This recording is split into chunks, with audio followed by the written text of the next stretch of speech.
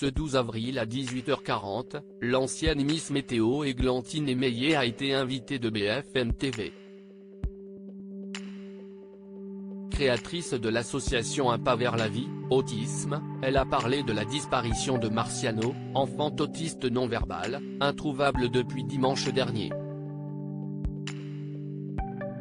Ce sont malheureusement des choses qui arrivent trop souvent, a indiqué la comédienne, précisant qu'il lui était arrivé, dans son association, d'égarer un enfant autiste. On a fini par le retrouver dans un métro, a-t-elle déclaré, avant de rappeler que les moyens pour surveiller les enfants autistes manquent. Il y a par exemple des montres GPS mais tous les enfants autistes ne les supportent pas, a-t-elle expliqué. L'ancienne animatrice est également revenue sur la mort de son fils Samy, autiste et polyhandicapé, décédé après avoir été victime d'un AVC à l'âge de 17 ans. L'histoire de mon fils, elle est tragique, a-t-elle affirmé, visiblement émue.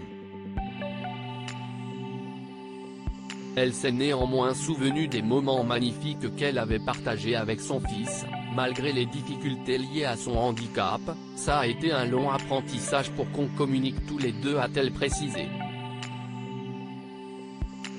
Elle avait annoncé le décès de son fils le 20 février 2023 sur les réseaux sociaux à travers ces mots: « Mon Samichou, je t'aime.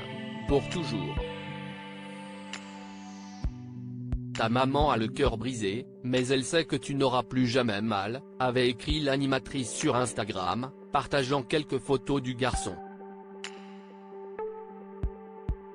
Le petit Marciano, autiste, est toujours introuvable. La comédienne a tenu à apporter son soutien à la famille du petit Marciano Nesso, enfant autiste disparu depuis dimanche dernier.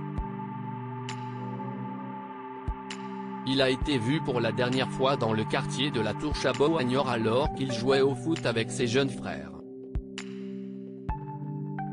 Non-verbal, l'enfant de 7 ans ne s'exprime qu'à travers des gestes, selon l'appel à témoins lancé par la police nationale ce lundi 10 avril, qui a décrit l'enfant comme portant un jogging gris complet.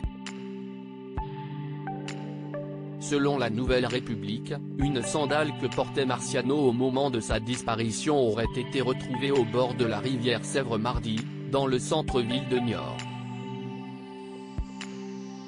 Article écrit avec la collaboration de 6 médias Crédit Photo, Capture Écran BFM TV.